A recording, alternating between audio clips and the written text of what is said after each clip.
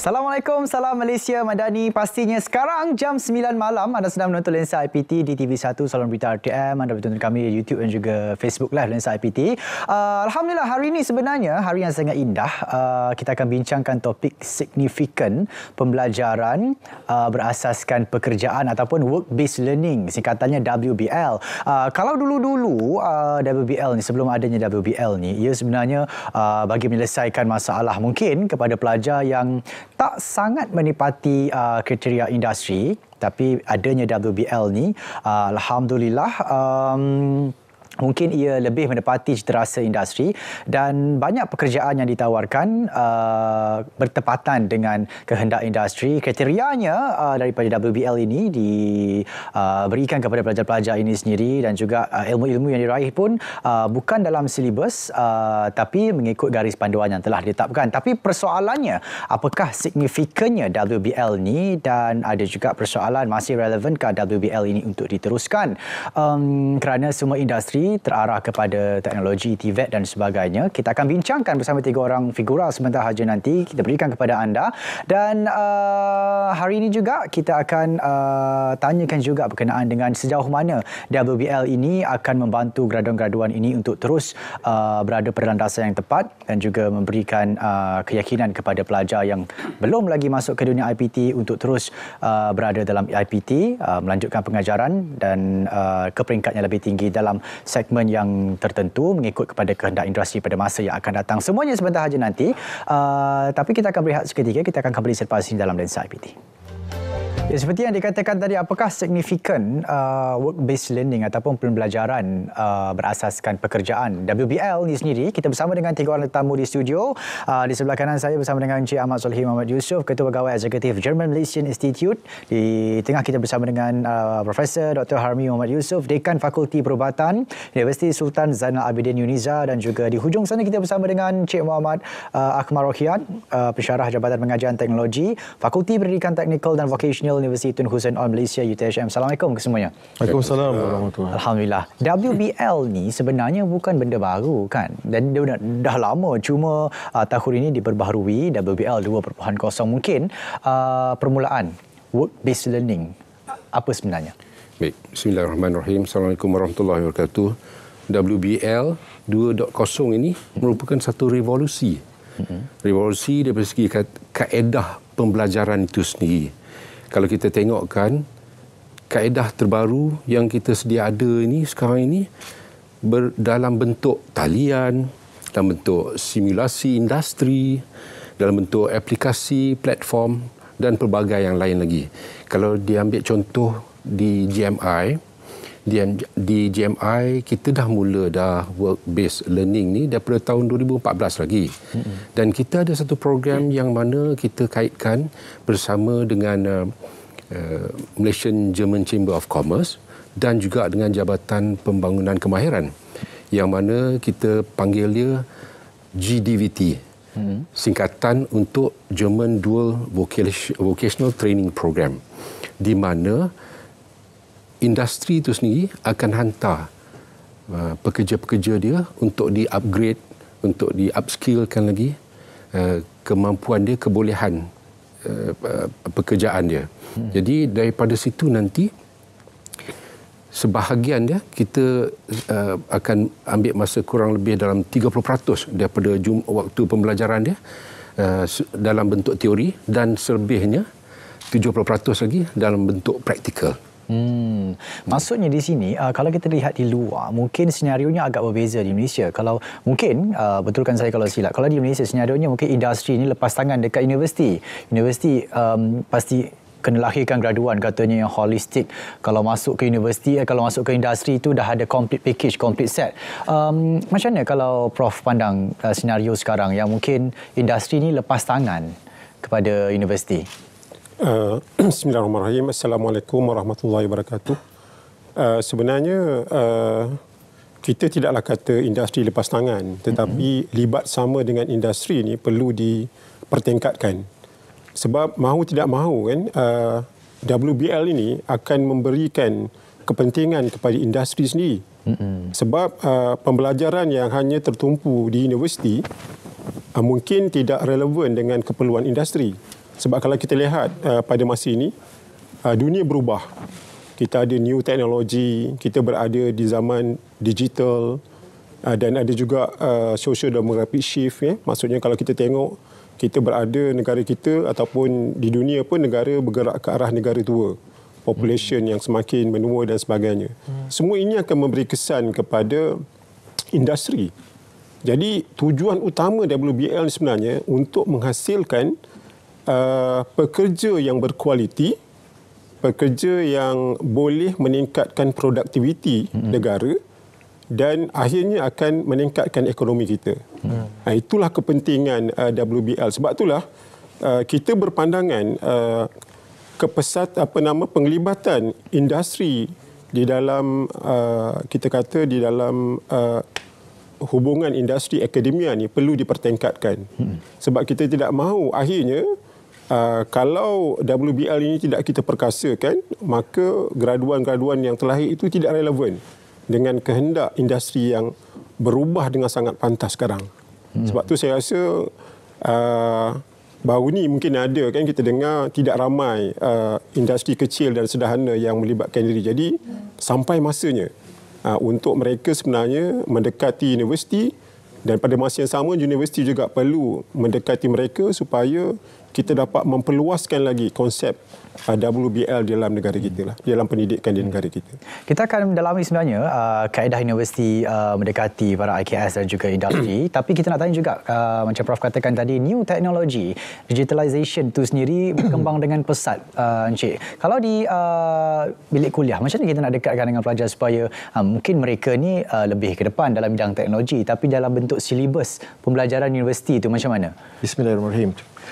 Basically kalau kita cakap pasal silibus tadi kan, kita nak lihat kepada, kita nak kurangkan gap antara apa yang diajar dekat industri, apa yang berlaku dekat industri dan juga apa yang berlaku di dalam kuliah. So dekat tadi bila tadi Prof cakap macam mana kita nak kurangkan itu, kerjasama bersama dengan industri itu perlu dijalankan. Sebenarnya tidak terbatas kepada benda pembelajaran itu berlaku di industri saja. Kita tarik juga pemain industri ke dalam kelas. Maknanya dengan teknologi, elemen-elemen teknologi. Contohnya kalau dalam bidang saya, kita cakap pasal perkhidmatan makanan. So dalam perkhidmatan makanan sekarang kita lihat banyak penggunaan equipment-equipment yang high-tech. Contohnya combi oven, sous vide. So kita tak masak lagi pakai stove, 4-inch stove, semua masak lah. Tapi dengan penggunaan teknologi sebegitu akan mempertingkatkan lagi produktiviti perkhidmatan tersebut. Cuma saya nak bagi faham yang bila cakap tadi teknologi tu, pelajar sekarang dekat industri dia bukan belajar perkara fundamental saja. Sebab contoh, dia memasak, dia belajar masak, tapi dia kena tahu juga elemen-elemen lain. Contoh macam mana nak maintain, nak installing equipment, commissioning, testing. So ini adalah kehidupan seharian. So jadi kalau cakap pasal dalam kelas tadi, inilah pendekatan yang kita gunakan. I think kebanyakan universiti awam cuba mempertingkatkan lagi penggunaan teknologi dalam kelas itu sendiri. Saya rasa kalau cerita berkenaan dengan teknologi takkan habis sampai ke sudah. Sebab dia setiap bukan nak cakap setiap tahun, rasanya setiap bulan akan ada benda yang baru datang. Kalau di JMI, saya percaya memang ada hubungan rapat dengan industri di Jerman dan sebagainya agak ke depan. Apa nilai tambah yang boleh kita tengok di JMI sendiri? Benar, di JMI kita adakan perhubungan yang cukup akrab dengan industri. Kita adakan suatu kaitan yang mana kita panggil Industry Advisory Council. Ya. Daripada Industry Advisory Council tu, nanti pakar-pakar daripada industri-industri ini sendiri akan ada perbincangan dengan academics secara berterusan. Sebaik mungkin 2 minggu sekali, kadang-kadang tu sebulan sekali, di mana dia akan bagikan banyak kaedah-kaedah terbaru yang mana dapat membantu bukan sahaja pekerja-pekerja daripada industri itu sendiri, tetapi kita punya tenaga pengajar sendiri agar dapat membantu student-student kita, pelajar-pelajar kita bersiap sedia sebelum mereka pergi ke dunia pekerjaan sendiri. Di situ kita akan hantar pergi untuk attend internship programs di mana pendedahan itu nanti akan membantu pelajar-pelajar tu mengenali mesin-mesin, facilities, equipment yang diperlukannya bersesuaian. Jadi daripada Industry Advisory Council ni nanti pekerja-pekerja daripada industri itu sendiri akan dihantar ke GMI untuk mempelajari kaedah-kaedah baru yang mana nanti kaedah itu nanti akan diguna pakai balik pada syarikat itu sendiri. Secara tak langsung, student-student ni juga akan diberi peluang untuk pergi ke syarikat-syarikat ini untuk bekerja sekali. Selama mungkin 6 bulan, ada yang sampai 9 bulan. Dan kemudian daripada situ kebanyakannya kita perhatikan selama ini track record kita, kemungkinan pasaran untuk pelajar-pelajar itu sendiri automatically selepas dia habis saja belajar tu terus dia jalan dapat kerja. Baik, saya kira kalau di bidang teknologi, kalau kita ni memang negara teknologi, negara pembuatan sebagainya, tapi dalam arena perubatan sendiri, signifikannya WBL tu di mana? Bercakap berkenaan program perubatan ni, sebenarnya saya rasa di antara program yang terawal menggunakan pendekatan work-based learning adalah program perubatan. Sebab sebelum tu lagi, sebab di dalam program perubatan, contohnya di UNIZA, kita ada 5 tahun program, 2 tahun, lebih kurang setahun setengah tu dia hanya berada di Dewan Kuliah, makmal dan sebagainya. Tapi selepas itu, tahun ketiga, keempat, kelima, pelajar-pelajar kami akan berada di hospital yang akan menggunakan teknologi berdepan terus dengan suasana di hospital supaya apa yang berlaku di dalam dunia perubatan tu dapat terus dipelajari untuk mereka mempraktikkan apabila mereka bekerja nanti. Sebab itulah kebanyakan program-program di UNIZA yang bersifat kesihatan seperti kejururawatan, dietetik, memang kami menggunakan pendekatan WBL secara maksimum.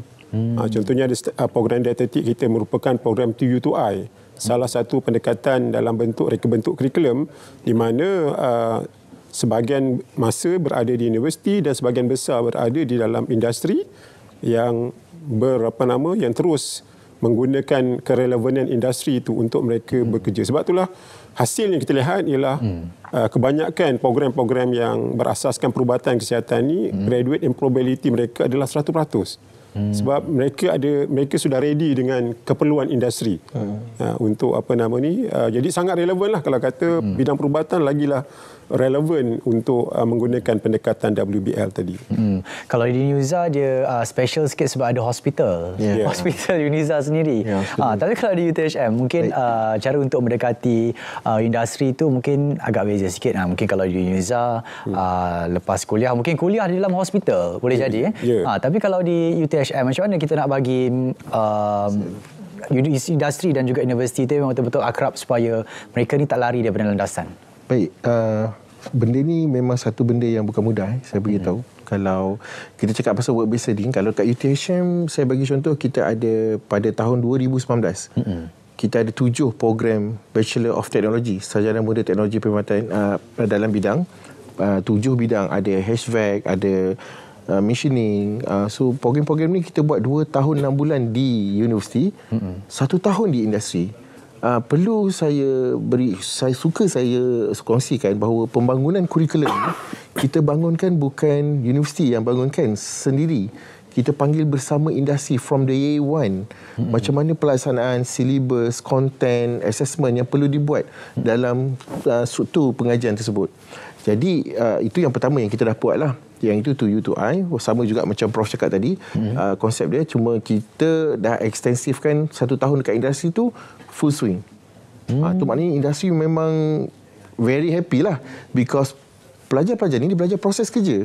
Dia bukan sekadar belajar yang benda yang dia patut belajar, tapi dia belajar proses kerja dalam pekerjaan tersebut. Yang keduanya, bercakap pasal WBL 2.0 tadi, suka juga saya kongsikan bahawa di Kementerian Pendidikan Tinggi, kita telah melancarkan satu buku Excel. Experiential Learning Competency Based Landscape Education. Yang ini sangat interesting sebab dia ada 4 trust. Satu real, care, poise and also ideal. So 4-4 ni semua competency based. Maknanya bila cakap pasal competence based, dia boleh, pendekatannya boleh ke arah ke work based learning lah. Cuma ada satu part tu very interesting. Kita di UTHM, kita the first university yang dapat Code of Practice TVET Program Accreditation tahap 6 menggunakan apprenticeship. So tadi dia cakap pasal WBL kan. So now kita dah ada apprenticeship di mana pelajar satu semester saja di universiti, 2 tahun 6 bulan di industri. So sangat menarik lah benda ni. Lagi lama di industri. Ya, dan yang ini mereka diberi allowance yang lebih besar, gaji yang lebih besar. Sebab apprenticeship ni kita ada akta perantisan di bawah akta pekerja. Kalau kita tengok kat situ memang adalah. So itu antara usaha kami di UTHM lah. Dan saya percaya di semua universiti awam bukanlah nak bersaing, tapi kami lebih nak melahirkan gaduhan yang lebih kompetitif, yang lebih berpotensi untuk bekerja lebih baik di industri nanti. Itu kalau dari segi landscape IPTA. Kita nak dengar IPTS punya pandangan macam mana. Tapi kita nak berehat seketika. Kita akan kembali selepas ini dalam Lensa IPT. Itu antara signifikannya work-based learning ataupun WBL. Tadi kita dah bincangkan dalam first half lah. Kita ada lagi 3 half. Mungkin berkenaan dengan WBL. Cakap berkenaan dengan tadi Encik Akmal ada sebut berkenaan dengan kalau pandangan IPTA dia lebih cenderung kepada mungkin dengan industri ni setiap beberapa tahun ya Encik Akmal untuk nak revise balik silibus. Kalau di GMI mungkin ataupun IPTS macam mana dia pergerakan ataupun peralihan silibus tu untuk kekal relevan? Saya ambil contoh di GMI. GMI nama dia pun dah G, German, Malaysian Institute. Jadi silibus kita banyaknya kita ambil berdasarkan kepada kedua-dua sekali. Sebab dia sertifikat yang akan keluar pun datang daripada dua. Kita terima kasih kepada Jabatan Pembangunan Kemahiran JPK dan juga daripada Malaysian German Chambers of Commerce kerana membantu untuk kita melahirkan tenaga-tenaga work skill yang betul-betul, workforce yang betul-betul mampu untuk membantu menaikkan kemampuan penghasilan produktiviti bagi tiap-tiap syarikat. Kita ambil contoh di GMI. GMI kita ada 14 pusat teknologi, 14 technology centers. Syarikat-syarikat yang membantu kita bukan calang-calang. Kita ambil contoh BMW, kita ada Siemens, kita ada Bosch, kita ada pelbagai lah, Infineon, Emerson, KUKA, Cisco dan pelbagai lagi. Jadi mesin-mesin yang digunakan ini adalah antara yang terbaru, yang latest, yang dapat memajukan produktiviti dan juga kepakaran bagi sama ada students baik juga pekerja-pekerja daripada syarikat-syarikat itu. Saya nak berkongsi sedikit ya.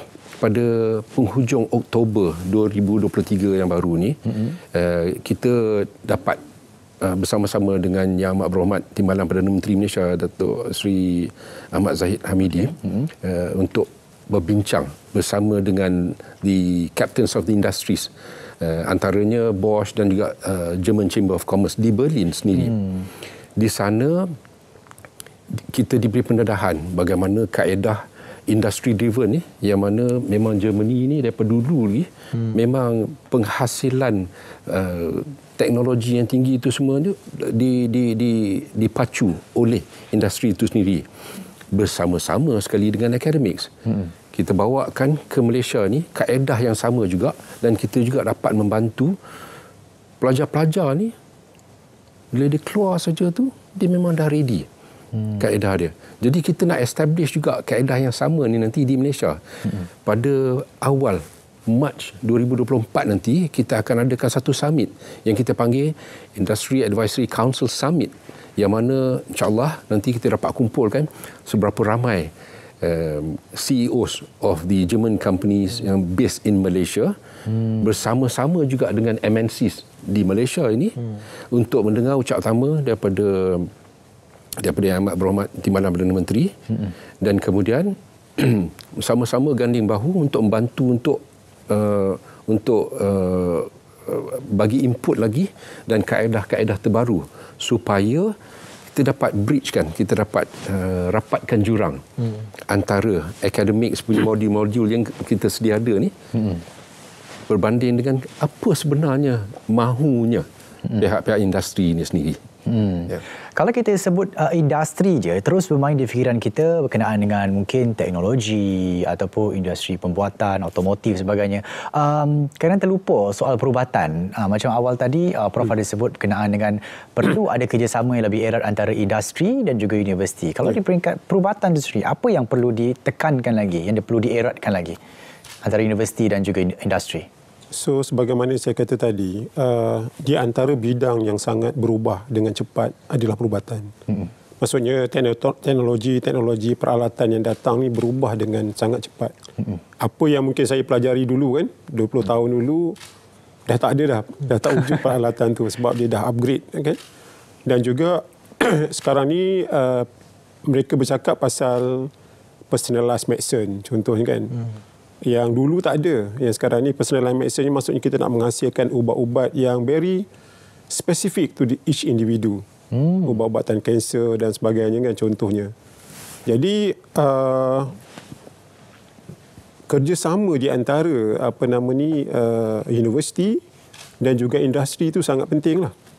Sebab universiti tidak mampu mungkin untuk mengikuti perubahan itu dengan cepat. Tetapi di pihak industri kan contohnya di hospital yang ada di hospital kerajaan ataupun di hospital Uniza sendiri dan juga di hospital private kan, mereka sangat pantas kan. Kalau kita tengok healthcare industry di Malaysia berkembang dalam 7%.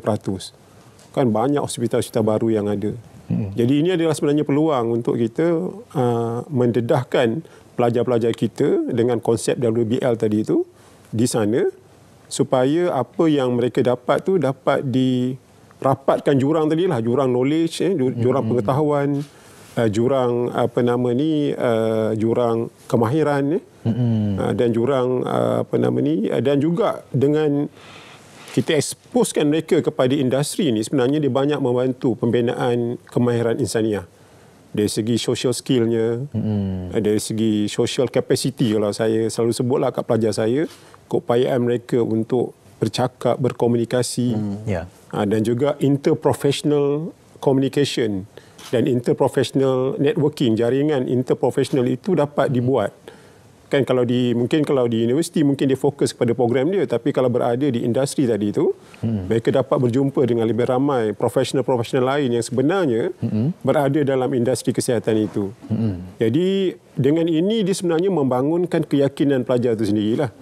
Dan juga ini akan hasilnya dia akan menyebabkan pelajar itu lebih kompeten dan lebih berkemampuan. Sebab sekarang ni kita bukan bercakap pasal workforce in Malaysia.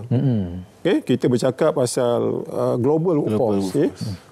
Sebab itulah kalau macam sebahagian daripada pelajar-pelajar Uniza ni ada yang bekerja di Jerman, di Saudi Arabia, di Australia dan sebagainya. Ini adalah kesan daripada kepercayaan industri itu terhadap produk yang kita hasilkan. Saya nampak kalau dekat sini ada beberapa perkara yang boleh ditambah baik. Kalau di WBL 1.0, sekarang ni dah 2.0. Tapi masalah-masalah seperti ini masih lagi tak dapat dikata. Apa pandangan Encik Akmal sebenarnya? Kalau ikutkan kita dah ke depan daripada WBL 1.0 lagi. Sekarang dah masuk WBL 2.0, masih lagi masalah yang sama. So sangat menarik soalan ni sebab saya rasa kita perlu beri perhatian yang sangat serius ya. Kalau kita nak memperkasakan WBL ni, ada beberapa perkara yang perlu kita beri perhatian. Pertamanya, kita lihat pada kluster-kluster industri. Kita kena lihat ada industri, ada beberapa kategori industri. Industri yang sangat besar, kita panggil multinational companies, kita ada SMEs dan kita ada micro SMEs, dan even though that kita juga ada yang individual entrepreneurs.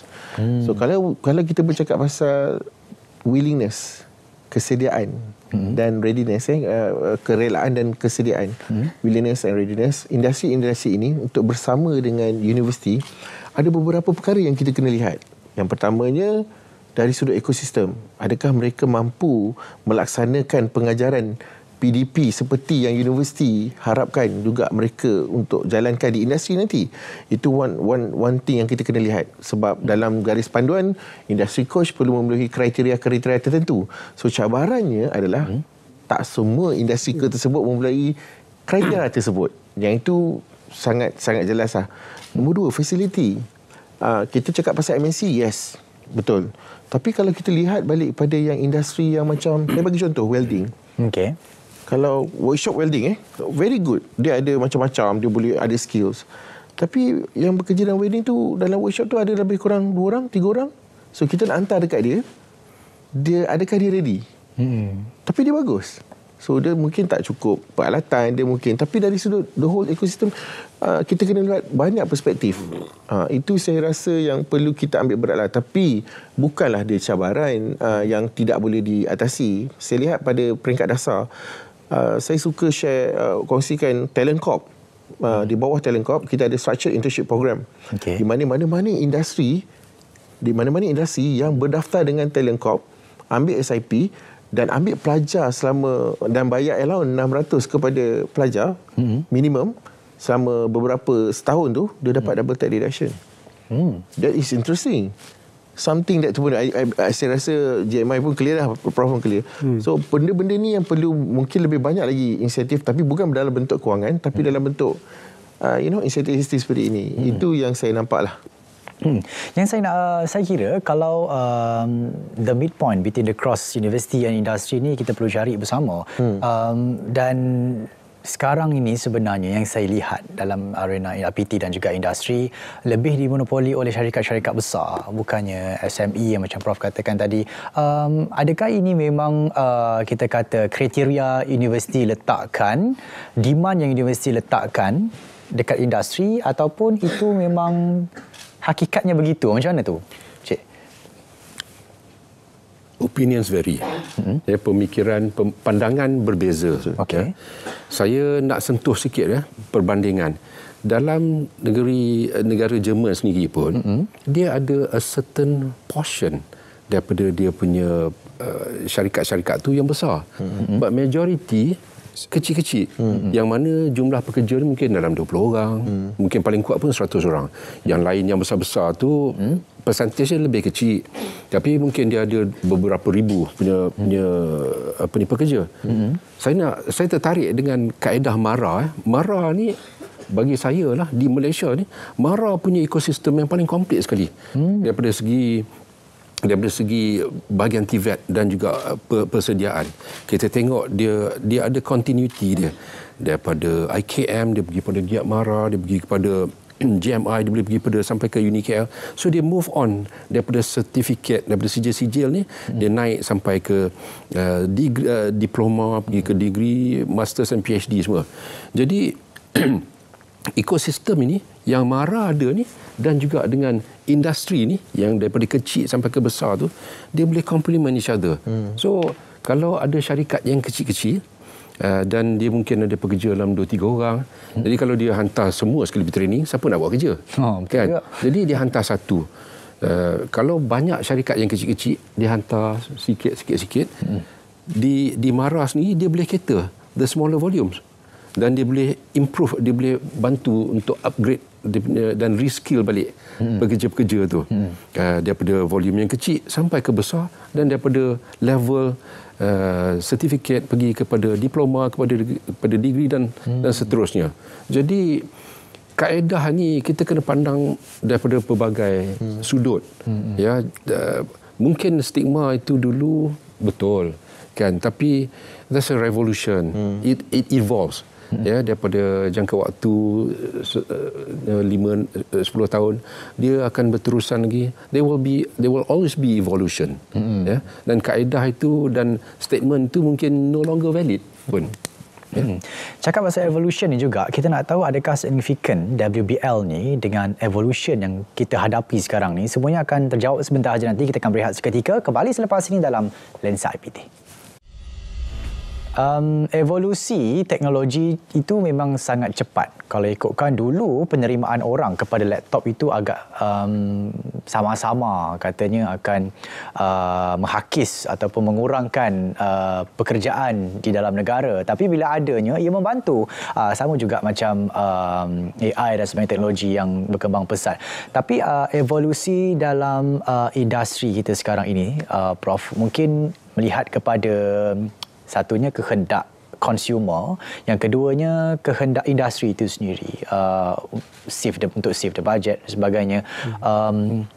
Persoalannya, evolusi itu, adakah universiti sekarang sudah bersedia kepada evolusi industri itu sendiri?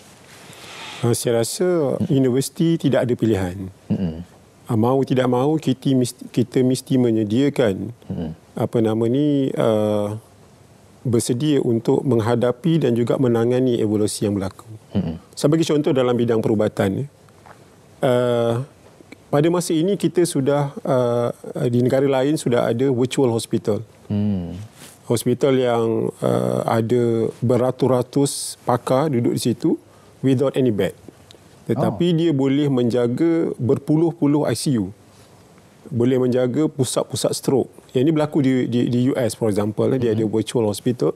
Di mana di situ kan doktor boleh menguruskan 30 ICU tanpa wujudnya katil di tempat itu. Dengan menggunakan teknologi tadilah. Teknologi internet of things, menggunakan sekarang ni 5G kan, dia punya lagging time dia rendah kan. Jadi ini semua telah boleh berlaku. Robotic surgery di antara another evolution. Mahu tak mahu sekarang ni robotic surgery sudah datang ke Malaysia. Kita dah ada beberapa center yang telah memulakan robotik surgery. Uniza pun kita dalam proses merancang untuk mendapatkan kemudahan tersebut. Jadi sebab tu saya kata tadi, bila graduan kita tidak didedahkan dengan perkara ini, mereka menjadi tidak relevan. Itu belum bercakap pasal yang saya sebut tadi, personalized medicine, ubat-ubat yang kita design khusus untuk setengah-setengah sakit je kan, yang sesuai dengan ubat. Sebab tu kita tengok sekarang ni, kita makan ada setengah ubat yang kita makan nampak macam tidak berkesan. Ini mungkin disebabkan oleh genetik yang berbeza. Sebab itulah kalau kita lihat bila kita berdepan dengan pandemik COVID baru-baru ini, kita dapat menghasilkan vaksin dengan cepat. Antara puncanya ialah kita dapat memahami DNA virus tersebut dengan pantas dengan adanya bioinformatik, maklumat bioinformatik. Ini adalah kita panggil evolusi dalam bidang perubatan. Dulu kita nak menghasilkan sesuatu vaksin biasanya mengambil masa puluhan tahun. Tapi dengan adanya pengetahuan-pengetahuan terkini, benda ini berubah. Sebab itulah pendidikan sekarang ni memang memerlukan input-input sebegitu. Dan sebahagian besarnya kita boleh dapati dengan mendedahkan mereka kepada the latest teknologi yang daripada industri lah. Sebab itulah dalam kita kata tadi dalam pembentukan kurikulum, kita tak boleh tunggu 5 tahun untuk kita revise kurikulum kita. Of course, the major revision mungkin dalam masa 5 tahun, tetapi kurikulum kita mesti bersifat agile, bersifat tangkas yang boleh melihat sebarang perubahan yang berlaku untuk terus kita serapkan. Inilah kita sebut sebagai flexible education. Jadi sekarang ni flexible education ni sudah menjadi macam satu trend kan? Betul. Di mana-mana di mana kita memang tidak lagi menunggu masa-masa tertentu, tetapi dengan adanya perkara-perkara baru tu terus kita masukkan ke dalam ke dalam kurikulum kita bagi melahirkan tadilah pelajar-pelajar yang keep abreast dengan the current development yang berada di dunia luar lah. Sebab itu untungnya kolaborasi universiti dengan MNC, syarikat-syarikat besar, mungkin teknologi itu sudah ke depan sama dengan teknologi di luar. Tapi kalau dengan SME ini mungkin kekurangannya satu teknologi, satu mungkin kepakaran itu kurang untuk kita nak ada cross antara universiti dan juga industri. Macam mana kita nak adakan satu standard untuk universiti dan juga industri ini bekerjasama supaya apa yang dapat tu cepat dan juga pantas daripada mungkin negara jiran misalnya? Menarik soalan tu. Baik, kalau kita macam tadi kita dah bincangkan banyak kan. Tadi you dah nampak apa beza MNC dengan SME, sebab mungkin dari sudut teknologi dan juga kepakaran. Sebenarnya kepakaran saya rasa plus minus it will be the same. It just depends on the kita cakap teknologi tu itself. But untuk universiti dapat benda ni lebih adapt, lebih cepat sebenarnya adalah dengan adanya selalu FGD ataupun round table discussion, ataupun dia ada satu komiti macam tadilah GMI dia ada satu IAC kan, Industry Advisory Committee. Dia bukan sekadar dia tak nak dia datang tu just cakap kita nak macam ni, no.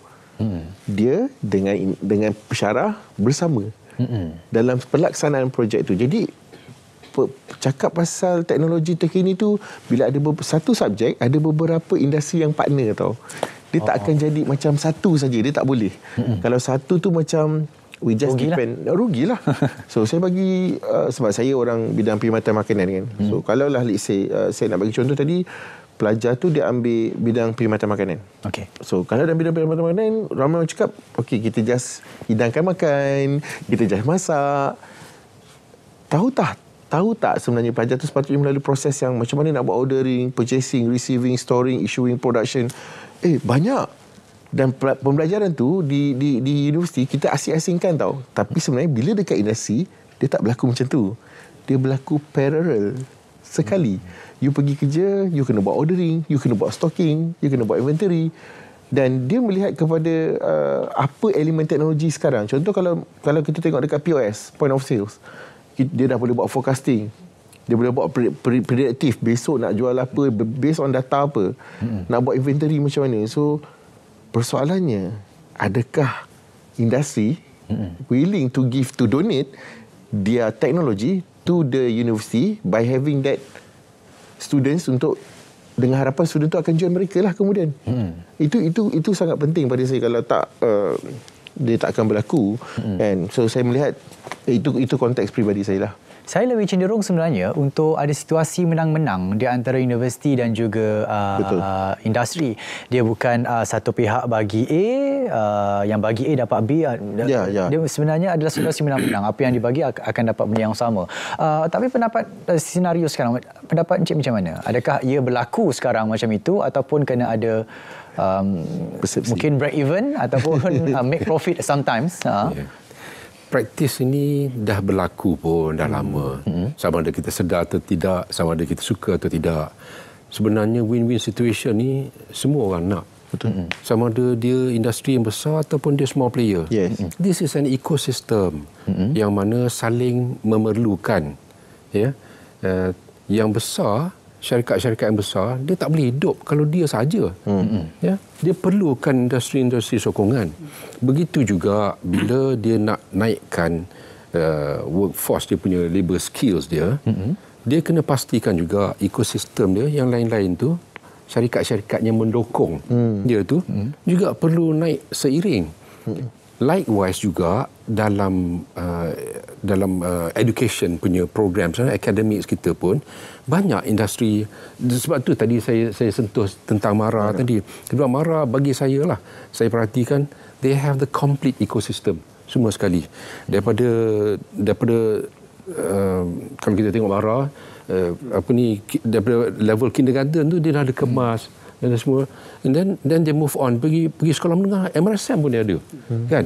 Jadi semua ni dia jadi feeder daripada sekolah daripada kindergarten ni dia akan naik sekolah rendah pergi ke sekolah menengah ni, dan daripada situ nanti naiklah ambil sijil-sijil, ambil diploma, degree dan semua. Likewise juga bila kita tengok kepada industri juga taklah kedekut. Saya perhatikan ramai rata-rata semua. Tapi bukan pemurah lah. Ya. Daripada segi pemurah tu, ada kala dia kita punya persepsi tu mungkin kita kena perbetulkan juga. Ya. Kita perhatikan banyak syarikat-syarikat yang besar, dia nak pastikan dia boleh jual barang dia juga. Dalam masa yang sama, bila jual, orang tahu bagaimana nak gunakan. So what they can do is salah satu dari kaedahnya ialah dia ambil dia punya mesin, dia letak. Contoh dia letak dekat JMI. Jadi bila mesin tu dah ada dekat JMI, nanti pekerja-pekerja bukan saja pekerja-pekerja daripada syarikat pengeluar mesin tu sendiri, tapi yang lain pun akan datang belajar juga. Dan JMI kan akan sediakan juga fasiliti dan juga modul. Jadi secara tak langsung dia dah save space dia sebab mesin tu besar. Jadi space dekat office dia dapat kurangkan. Kedua, free promotion, free marketing. Bila letak situ orang tengok, oh ini Zeiss punya mesin, ini Kuka ke Mori ke kan, Siemens punya kan. Macam-macam lah, macam-macam brand, Emerson kan. Jadi bila orang tengok, orang pun nak belajar. Dan secara tak langsung is free marketing. Jadi dia letak satu, nanti bila diperlukan orang akan order. dia juga yang akan untung. Bagi daripada pihak academics pula, academics kita makin lama nanti kita akan upgrade dan kita fine tune lagi silibus yang kita sedia ada. Biasanya rata-rata bagi saya lah, saya beranggapan setiap universiti, setiap institusi dia akan ada dia punya library dia. Library ini akan ada modul-modul yang kita letak sebagai baseline. Dan yang lain tu dia jadi dia punya add-ons. Jadi kalau kata satu industri datang, contohlah kata CNC milling machine ke, metal stamping machines ke, kan laser cut ke semua, dia akan ada baseline punya modul. Dan kemudian bergantung kepada jenis-jenis mesin ataupun equipment tu, yang dia kata yang ni kita perlukan ada spesifikasi yang unik, specialized untuk mesin ini saja. Jadi daripada situ nanti kita tambah baik kan, kita dapat modul. Bila kita dapat modul itu nanti bukan saja kita ajar kepada syarikat-syarikat yang besar ni nanti, tapi syarikat-syarikat yang kecil pun bila hantar pekerja dia secara tak langsung dia akan dapat juga, dan semua akan they will improve in terms of the competence, in terms of the capabilities, in terms of the machinery's understanding, and then akan rapat dengan ukuah lagi, because bila satu syarikat yang kecil dia nak belajar, dia akan contact juga. We are all humans, we need each other, we help each other, kan. If I continue to become dominant and I am not expecting to get support from the rest, eventually I will be brushed aside. The rest will sit down together and they will benefit from it. So what good does it bring? Kan? Ya, sorry lah kita campur-campur sikit bahasa ni kan. Harap-harapnya rata-rata semua faham lah. InsyaAllah yang menonton ni semua faham apa yang kita nak sampaikan. Tapi the circle is there. Maksudnya takkan berubah. Itu adalah circle yang akan berputar sampai bila-bila insyaAllah. Banyak lagi sebenarnya kita nak bercakap berkenaan dengan WBL, tapi kita nak berehat seketika dan selepas ini kita akan bersambung kembali dalam Lensa IPT. WBL dia manfaatkan industri dan juga manfaatkan universiti melalui pengeluarannya hasil-hasil universiti, graduan dan sebagainya kepada industri. Mungkin kalau kita lihat kita ke belakang balik, kita melihat secara lebih meluas silibus-silibus universiti itu sendiri, Prof, mungkin perlu dikemaskini supaya bukan sahaja relevan tapi related dengan industri sekarang. Pendapat Prof? Ya, itu yang sedang berlaku sekarang lah, di mana kalau kita lihat kan dalam konteks saya sebut tadi kan, pendidikan yang bersifat fleksibel, itulah yang sedang kita buat lah, di mana komponen-komponen yang relevan dengan industri itu telah digunakan di dalam mereka bentuk kurikulum. Sebab itulah kalau dulu bercakap pasal WBL ni mungkin kita merujuk kepada latihan industri kan, sahaja. Tapi sekarang ni kita dah macam-macam program yang kita ada. Seperti yang disebut tadi, di UiTM ada apprenticeship, kita ada 2U2I kalau pernah dengar kan, pembelajaran di universiti dan pembelajaran di industri. 2 years university, 2 years industry. Industry. Not necessarily 2 years. Mungkin 1 year di university, 3 years di industri, ataupun 3 years di university, 1 year. Cuma namanya, brandnya adalah 2U2I. Di mana komponen daripada industri itu sangat penting lah. Saya rasa ada 3 perkara besar yang mungkin manfaat besar kepada pelajar-pelajar tadi lah. Pertama, kita menyebut tentang this is the career exploration. Apabila mereka berada di situ, mereka akan meneroka peluang-peluang pekerjaan yang ada, dan juga career identification. Mereka boleh mengenal pasti dengan minat, kekuatan yang ada tu ke arah mana mereka akan pergi. Sebab dia belajar subjek tu tapi dia tidak faham industri. Dengan adanya WBL ni, dia akan partly untuk dia identify dia punya career dia. Dan yang ketiganya adalah kita sebutkan sebagai career training, di mana mereka mungkin tahu dah inilah yang kami akan buat, dan dengan adanya WBL partly dia akan menjadi training kepada pelajar, dan selepas tu pelajar tak perlu di upskill kan untuk masuk ke alam pekerjaan. Sebab sekarang ni kita selalu juga dengar dulu kerajaan terpaksa menyediakan dana untuk upskilling the newly graduate untuk masuk ke workforce. Tapi dengan adanya mungkin WBL lebih intensif, dalam kurikulum-kurikulum yang dibentuk, dia akan terus menyebabkan pelajar itu masuk ke industri. Cik, mungkin saya ringkas. Kita dah gantung soalan ni daripada awal. Adakah WBL ni relevan untuk kita sambungkan? My answer, jawapan saya sangat relevan. Because dia akan create, tadi Prof dah cakap, tapi saya nak tambah. Bila dengan ada work-based learning ni, signifikan dia adalah pelajar tu dapat explore 3 benda lain. Iaitu dalam nature course dia akan ada multidisciplinary, interdisciplinary dengan transdisciplinary in terms of dia punya profession of work. Sebab dia takkan belajar benda yang nature bidang dia saja.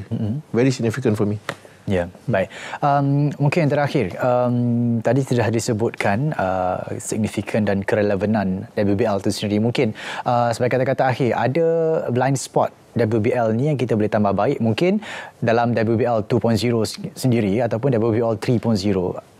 Pendapat Encik?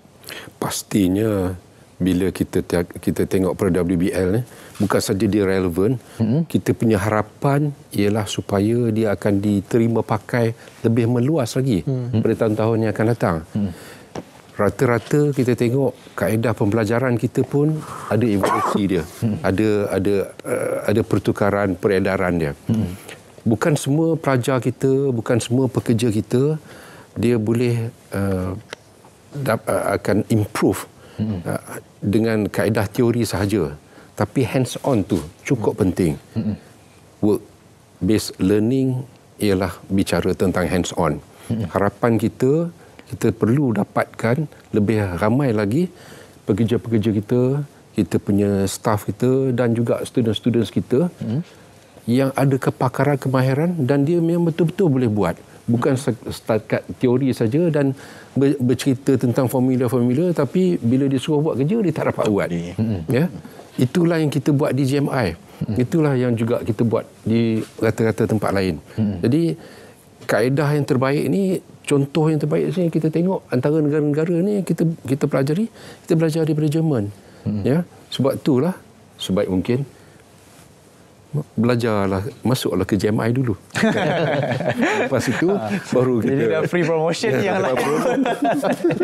Tapi itu sebenarnya, kuncinya sebenarnya adalah pelajar ni perlu keluar dari universiti dengan package yang skillful, berguna kepada industri. Persoalannya macam mana adalah WBL kuncinya untuk menjawab kepada segala persoalan. Dan bagaimana, tanyalah universiti-universiti, inilah antara universiti-universiti yang merangka apa antara kerjasama yang perlu dibuat universiti dan juga industri untuk mendapat satu midpoint yang memberikan hasil yang lumayan bukan sahaja kepada industri tapi juga kepada universiti dalam hasil-hasilnya. Sekian, terima kasih kita nak ucapkan kepada ketiga-tiga tetamu kita, Encik Solihin, CEO GMI, Prof. Dr. Hami, Dekan Fakulti Perubatan UNIZA, juga Encik Omar Iqmal, bersyarah di THM. Terima kasih kerana bersama kita. InsyaAllah apa yang kita bincangkan dimanfaatkan oleh semua pendengar-pendengar Lensa IPT. Saya Syarul Salam. Assalamualaikum. Kita berjumpa lagi.